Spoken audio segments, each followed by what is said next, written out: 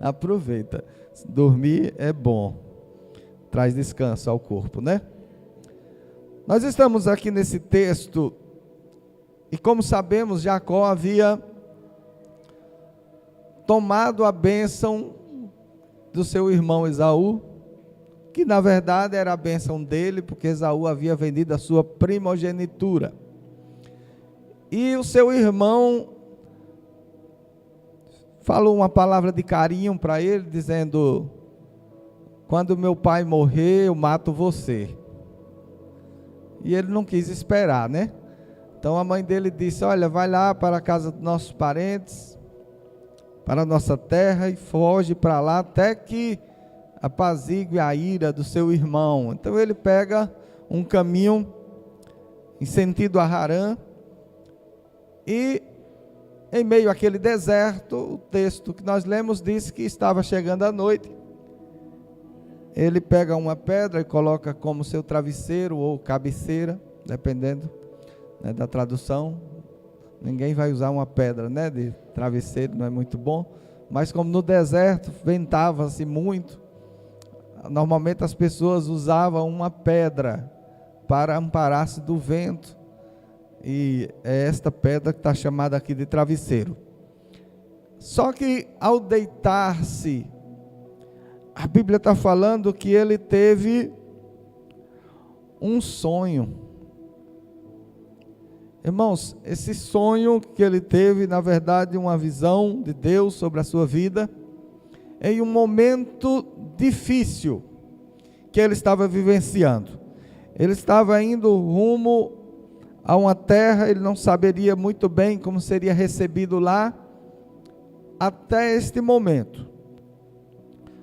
Mas quando ele tem este sonho, algumas coisas foram faladas para ele. Primeiro, aqui está relatando que Deus confirma a ele aquilo que havia falado a Abraão e a Isaac.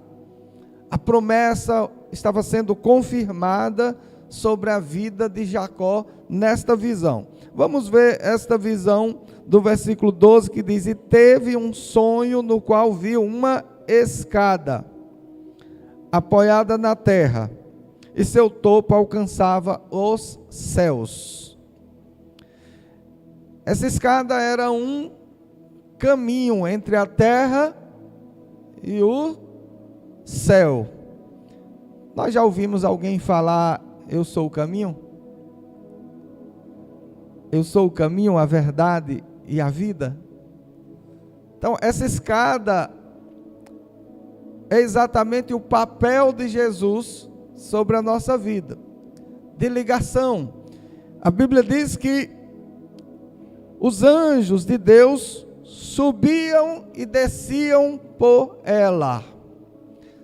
Nós também sabemos que os anjos do Senhor são espíritos ministradores que trabalham em favor daqueles que hão de herdar a salvação. Ou seja, em nosso favor. Jacó aqui, ele está tendo uma experiência sobrenatural. O texto aqui está dizendo que ele viu essa escada, ele viu que ela estava na terra, porque ele estava na terra.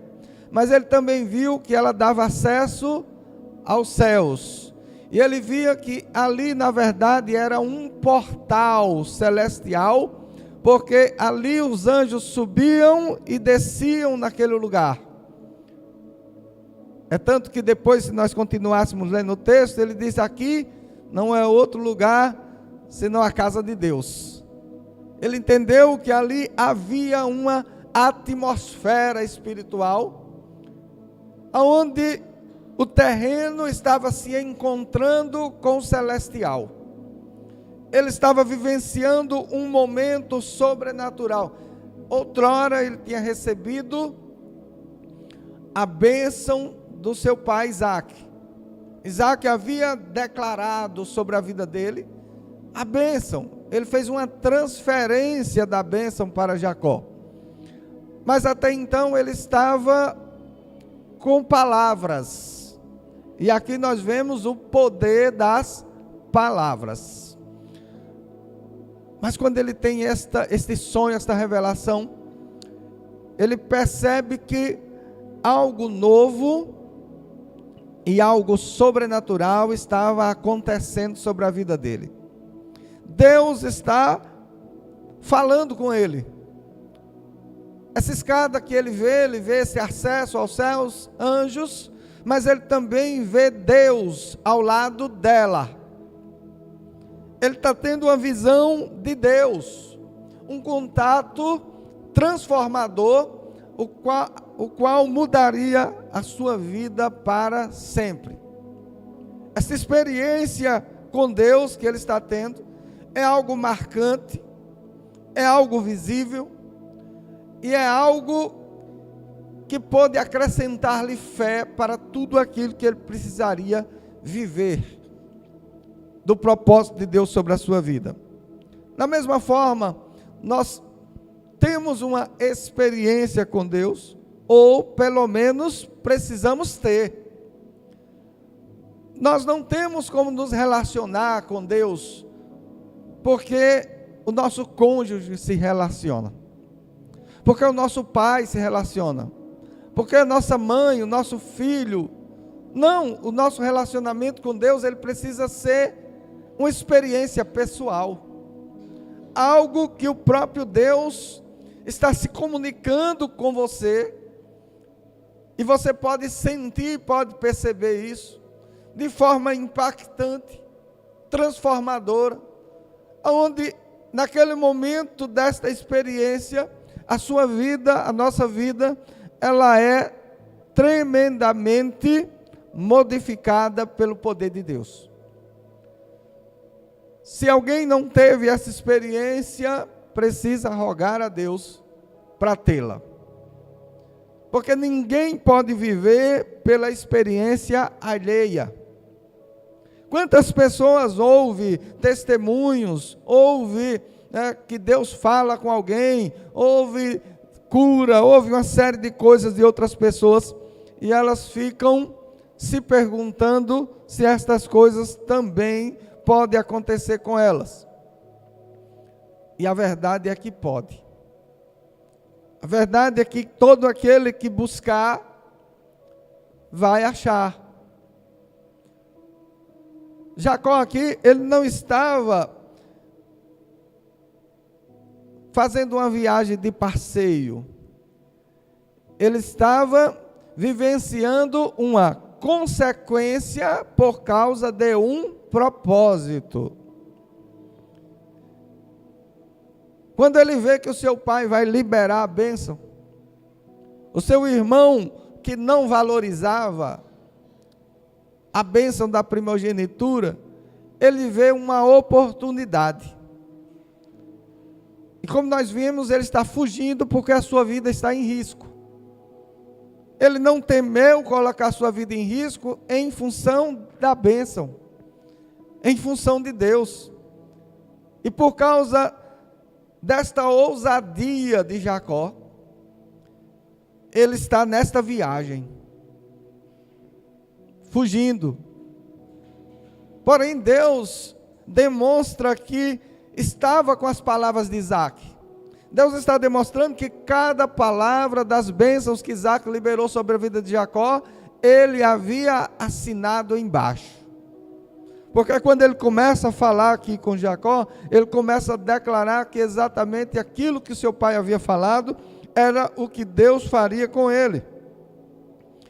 Se nós observarmos aqui no versículo 13, diz: ao lado dele estava o Senhor.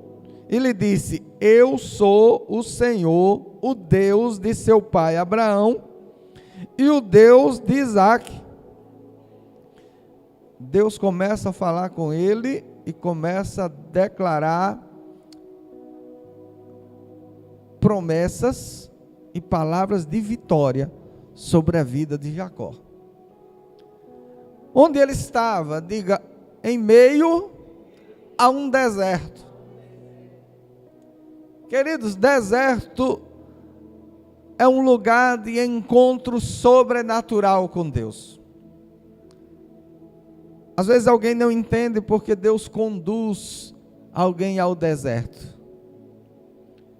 É porque no deserto é o local onde a pessoa só terá Deus. Ele estará exclusivo. Nós vemos que no deserto, Deus falou face a face com Moisés. Foi também em um deserto lá em Moriá, que Abraão oferece seu filho Isaque. E isso foi lhe imputado por justiça.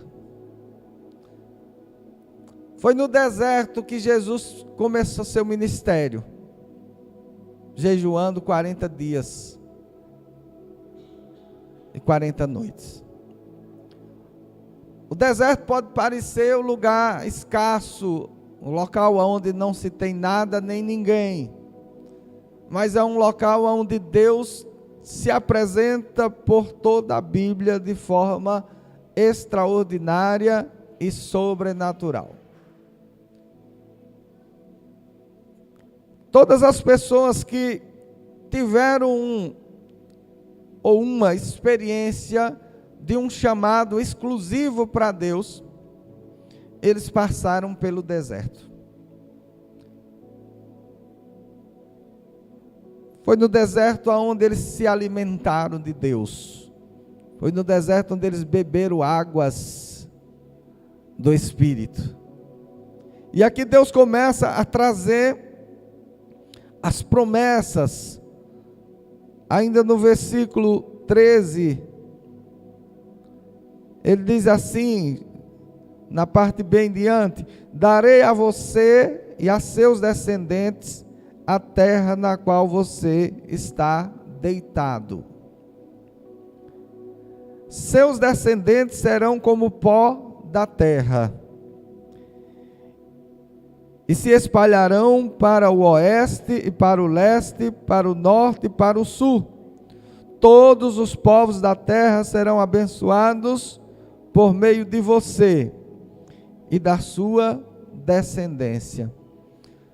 Promessas extraordinárias. Imagine alguém solteiro, não tinha filhos, recebe uma promessa de que todas as nações, ou seja, todos os povos da terra serão benditos por causa dele, ou nele. Deus começa a falar com ele de uma forma grandiosa, tremenda. É como Deus está falando para conosco de coisas grandiosas, de coisas tremendas e poderosas. E nós precisamos, baseado na forma que Deus agiu com os patriarcas, acreditarmos que o Deus que promete, Ele é poderoso para cumprir. Aqui um jovem fugitivo do seu irmão, com a roupa do corpo.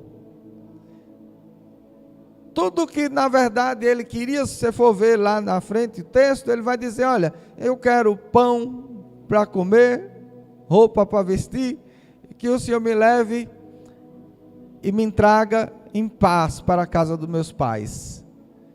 Tudo que ele queria era que Deus provesse para a permanência da sua vida, apenas. Mas Deus tinha muito mais para ele. Se ele fosse clamar, e ele clama a Deus, nesse aspecto que eu falei, esse era o clamor dele. Talvez este seja o clamor de quem me ouve hoje. Talvez alguém esteja clamando: Senhor, me tira do aluguel, me dá um carro. E Deus está lá ouvindo, está aqui ouvindo, e dizendo: quando eu abrir minha boca e dizer o que é que eu tenho para você, você vai se sentir ridicularizado com o tamanho do seu pedido. Alguém disse: Senhor, eu só quero uma casa. E Deus disse: eu quero abençoar você, seus descendentes, e por sua causa o mundo todo será impactado. Os projetos de Deus para a nossa vida são do tamanho de Deus, não do nosso. Quando Deus nos chama, é claro que se nós olharmos para a nossa capacidade, olharmos para quem somos, de onde viemos, nós nos acharemos pequeninos, e incapazes, e até com certo espanto, porque Deus nos escolheu. Mas para Deus não. Deus pega um jovem chamado José, o pequenino da sua família, e escolhe, começa a dar sonhos para ele, começa a revelar o projeto dele para aquele jovem, e ele passa muitos e muitos apuros, e dificuldades, e lutas, e adversidades, mas o que estava em questão não era o projeto dele em Deus, era o projeto de Deus nele. Quando alguém coloca um projeto para Deus, esta pessoa está subestimando Deus, porque o projeto de Deus para a vida desta pessoa é infinitamente maior do que o projeto que ele quer colocar diante de Deus. O homem tem sonhos naturais e existe uma tendência que ele ore por esses sonhos naturais, para que Deus o ajude, para que Deus o fortaleça, para que Deus o faça avançar. E não é errado que ore, se é a Deus devorar mesmo. Mas o que Deus realmente está esperando de cada um de nós, é que nós nos entreguemos a Ele, para que Ele estabeleça o seu projeto na nossa vida. Nós não temos como gerar um projeto do tamanho do projeto que Deus tem para nós. Nós precisamos buscar esta revelação de Deus, para que Ele revele aos nossos corações, revele a nós tudo o que Ele tem para a nossa vida, tudo o que Ele quer fazer sobre nossa vida. Certamente serão coisas impossíveis de nós realizarmos sem Ele. Todo projeto humano, de certo ponto, o humano pode realizar, mas o projeto de Deus, nenhum homem natural pode realizar. Somente aquele a quem Deus capacitar. E esta pessoa que Deus deseja capacitar, somos nós. Ele tem um projeto extraordinário sobre a nossa vida. Ele tem algo grandioso. Ele está falando aqui para Jacó, ele também falou isso para Abraão, que nele, ou no descendente dele, seria bendito todos os povos da terra. Então o projeto de Jacó ali era segurança, alimentação, vestimenta, para ele vencer aquele deserto, aguardar o seu irmão se acalmar um pouco e voltar em paz. Era o projeto dele. Mas, queridos, no momento que ele tomou aquela posição, juntamente com sua mãe,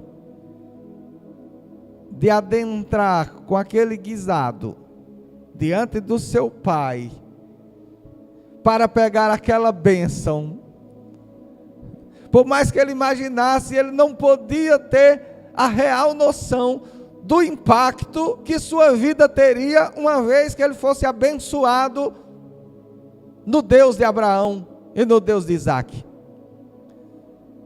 Ele recebeu do seu pai uma bênção extraordinária. Ele recebeu algo grandioso, mas o que ele tinha em mãos? Nada, a não ser a roupa do corpo. Quando ele estava sem nada, apesar dele ter recebido a bênção do pai por palavras, ele não podia usufruir de nada daquele pai naquele momento. Mas ele recebe a palavra através do seu pai, e aquele que tinha abençoado aquele pai dele, ou seja, Deus, também tinha uma palavra para ele. E Deus libera, porque ele estava abençoado. O pai dele havia abençoado. A bênção de Deus vem sobre a nossa vida, e junto com ela vem situações que talvez nós não escolhêssemos viver, mas são coisas necessárias que nós vivamos. É preciso passar por ali, é preciso realizar daquela forma, porque Deus está nos chamando para uma intimidade, aonde aquela situação só pode ser resolvida por Ele. Quando Deus nos chama para o propósito dEle, para o seu projeto, Ele tira toda e qualquer provisão, inclusive a nossa própria, da nossa vida, e nos coloca inteiramente na sua dependência.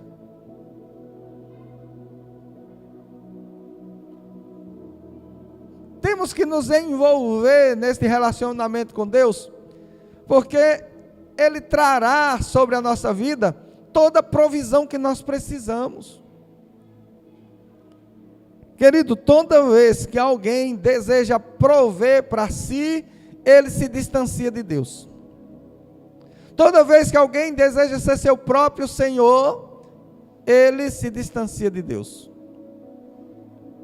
Esta entrega a Deus é que nos abençoa, é que nos protege das ciladas, das dificuldades deste mundo. Este relacionamento, esta entrega, esta certeza de que Deus é o nosso provedor, de que Ele é aquele que nos sustenta, Ele é aquele que nos fortalece, que nos abençoa. Continuando aqui, ele diz no 14, seus descendentes serão como o pó da terra, e se espalharão para o oeste e para o leste, para o norte e para o sul. Todos os povos da terra serão abençoados por meio de você e da sua descendência. Olha aí para o seu irmão e diga: todas as pessoas da terra serão benditas por você e por seus descendentes. Deus não está aqui dizendo para Jacó, como também não disse para nós, que apenas ele seria abençoado. Queridos, você tem noção dos sacrifícios que um pai, que uma mãe faz para que seus filhos sejam abençoados? Quantas lutas para pagar um bom colégio, para ter uma boa alimentação, para ter uma boa formação, não é assim? Nós que somos pais, fazemos o possível e o impossível para que nossos filhos sejam abençoados. Quando nós nos entregamos a Deus, quando nós estamos debaixo do seu propósito, o texto aqui está dizendo para nós, Deus está falando que não apenas você será abençoado, mas Ele está dizendo você e a sua descendência. Ele está trazendo uma garantia para a sua genealogia, está trazendo uma garantia para aqueles que virão da sua prole. Quando Deus, Ele tem um propósito na vida de alguém, tudo o que Ele pedir, você faça, porque Ele vai prover. Se Deus disser para você, olha, eu tenho um propósito contigo, e este propósito precisa que você tenha 5 filhos. Acredite, meu querido, haverá provisão para esses 5, ou melhor, só haverá provisão para a sua vida, se você cumprir o propósito que Ele tem para você.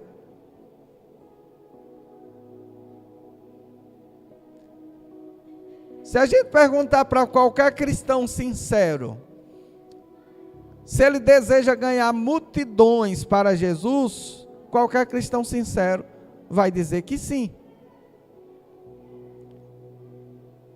E algumas pessoas ganharam multidões para Jesus, e a única coisa que eles fizeram de fato foi ter filhos.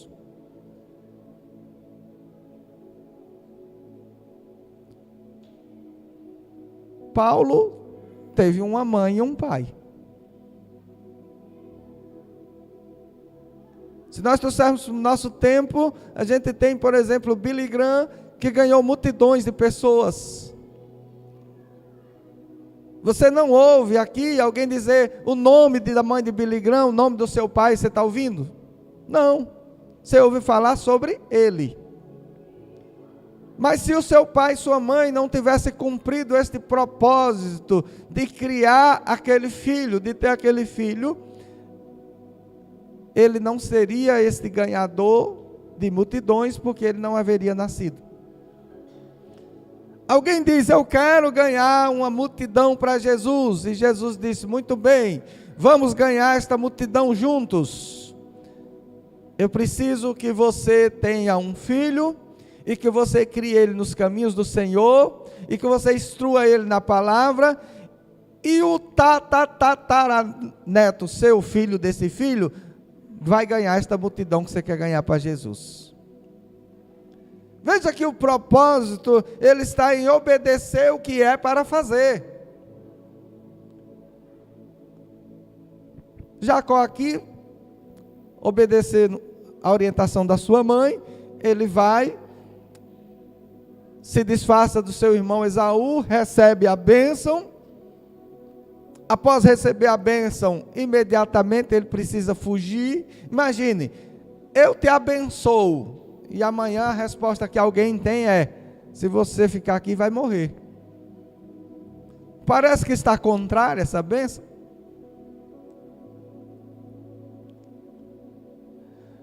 Queridos, ninguém cresce o suficiente para ser um servo de Deus com mamãe e papai paparicando.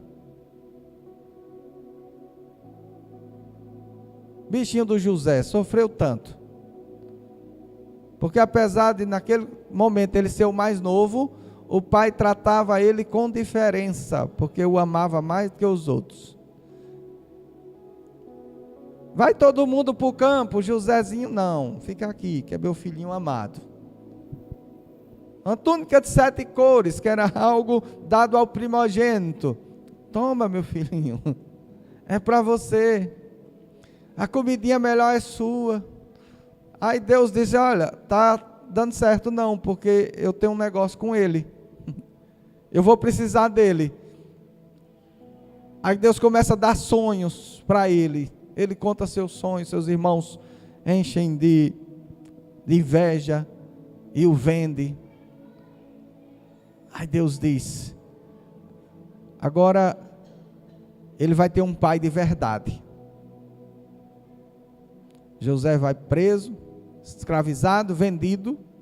Daqui a pouco a bênção de Deus estava sobre a vida dele, vai para a casa de Potifar. As coisas começam a dar certo para Potifar, ele coloca ele como administrador de tudo dele. Aí Deus olha assim, diz, está cedo, ainda não é agora. Permite uma calúnia, ele vai preso. Aí passa mais um tempo lá. E só então Deus vê que ele está pronto. treinamento é doloroso. Não porque Deus deseja nos treinar com dor, mas é porque nós viemos mal acostumados do mundo. E agora precisa entrar em um padrão divino. E essa lapidação dói. Porque a carne estava dominando, a carne estava reinando. E agora Deus quer nos usar, mas Ele sabe que não pode ser pela carne, tem que ser pelo Espírito. E aí Ele precisa mortificar a carne. E mortificar dói. Porque mortificar a carne quer dizer, mortificar nossos desejos antigos, nossas vontades antigas, a nossa velha maneira de viver, e passar por todo este processo até que não reste mais nada deste velho homem, para que nós tenhamos uma intimidade com Deus, capaz dele poder nos usar na grandiosidade que Ele quer nos usar. Então Jacó estava aqui abençoado. Seu pai o abençoou, Deus fez promessa e o abençoou, mas ele teve que seguir a sua caminhada pelo deserto. Só que agora não mais da mesma forma, porque ele não tinha segurança, ele não sabia o que ia acontecer. Mas agora, quando Deus fala com ele, ele sabe o que vai acontecer, porque é Deus que está falando. Independente das adversidades, ele sabe o resultado. Queridos, eu quero que você saiba, independente das dificuldades que você está vivendo, nós precisamos ter em mente que o resultado será uma bênção. No 15 ele diz, estou com você e cuidarei de você aonde quer que vá, e eu o trarei de volta a esta terra, não o deixarei enquanto não fizer o que lhe prometi. Ele ainda estava indo, mas Deus, quando fala com ele, diz, você vai, mas volta, eu vou te proteger, eu vou te abençoar, eu vou te trazer de volta. Então, neste momento, você vê que Jacó, ele está se entregando totalmente nas mãos do Senhor. Ele não tem mais painho, não tem mais maninha. Ele está no deserto, mas agora ele tem Deus.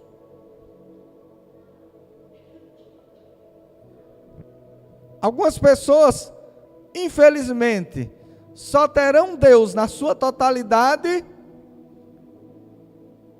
quando largar painho e manha. E não digo largar, não é mais meu pai, não é mais minha mãe, não, é o apelo, o apoio emocional, a dependência. Nós precisamos dos nossos pais, precisamos dos nossos irmãos, precisamos dos nossos amigos, precisamos dos nossos parentes, do nosso cônjuge, mas só dependemos de Deus. Porque, querido, se você depender de outro, esse outro não tem nem garantia que estará vivo amanhã. Às vezes a gente vê pessoas se autodestruindo em nome de cuidar dos filhos.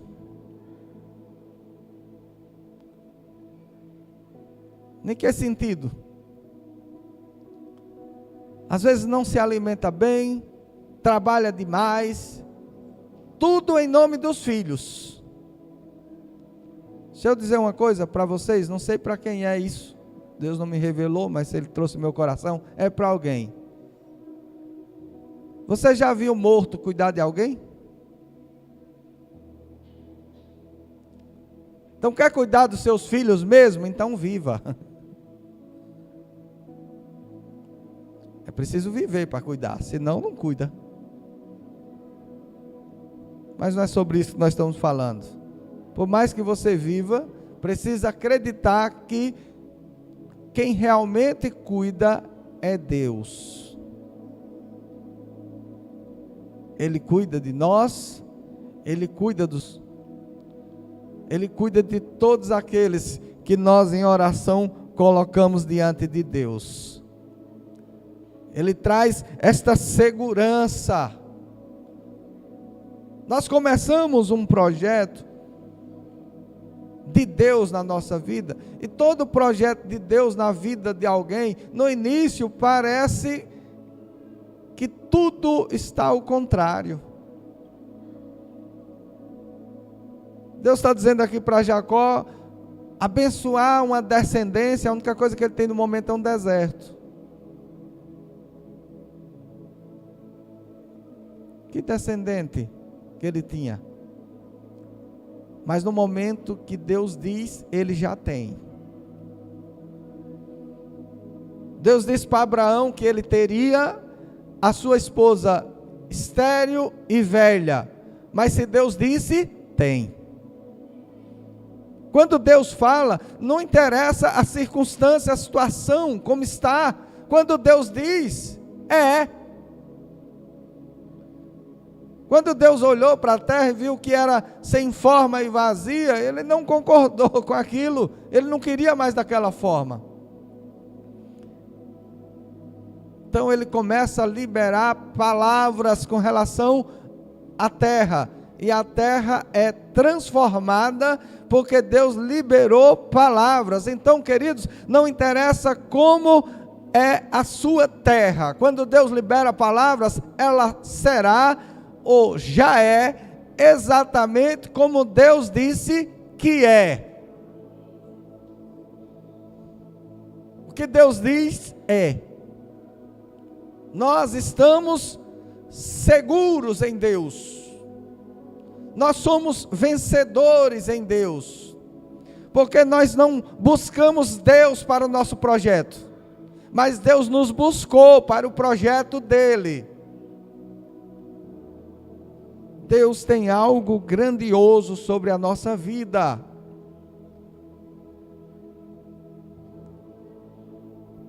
Só que para Deus realizar o grande projeto dele na nossa vida, não tem, não quero, não posso, como vai ser? Não tem isso. Só tem eis-me aqui, Senhor. Seja feito conforme a tua vontade. Nos colocamos nos seus braços, nos colocamos debaixo do seu projeto e realizamos conforme Deus deseja para a nossa vida. Como Ele está dizendo que deseja para a nossa vida, é a forma que nós precisamos fazer, é a forma que nós precisamos realizar, porque esta é a forma que dará certo. Esta entrega.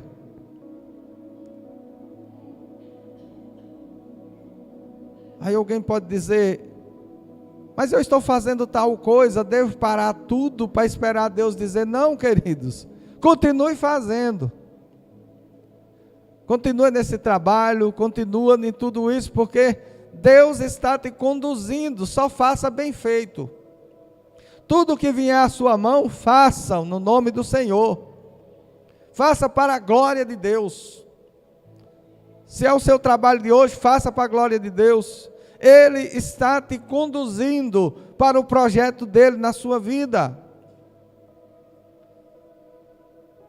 Quando Paulo está falando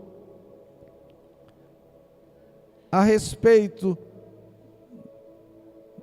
da igreja de Corinto, ele chega a falar que as mulheres tinham um grande ministério. O grande ministério das mulheres era cuidar da sua família, dos seus filhos. Às vezes é um trabalho que parece que não tem fim, não é verdade, Jaqueline? Quanto mais lava roupa, mais roupa tem para lavar. Hein? Quanto mais roupa lava, mais tem roupa para lavar, não é assim? Mas tudo é parte do processo. É quando a gente começa a cuidar daquilo que Deus tem para a nossa vida hoje, o que Deus entregou na nossa vida hoje, é o meio pelo qual Deus nos levará para onde Ele quer que nós estejamos. É quando nós fazemos bem o hoje, o agora. Tem muita gente que sempre está de olho lá no futuro, quando chegar lá eu faço. Não vai chegar, queridos, porque para chegar lá precisa desse degrau de hoje. O que temos a realizar hoje é um degrau para onde Deus está nos levando. Ele vai entregando a porção diária sobre a nossa vida. Coisas simples, porém preciosas. São coisas do nosso cotidiano que nós vamos realizando em nome e para a glória de Deus. E o fato de fazer desta forma faz com que nós estejamos caminhando e andando para onde Deus deseja que nós cheguemos. Executar este trabalho que você tem para fazer hoje com excelência.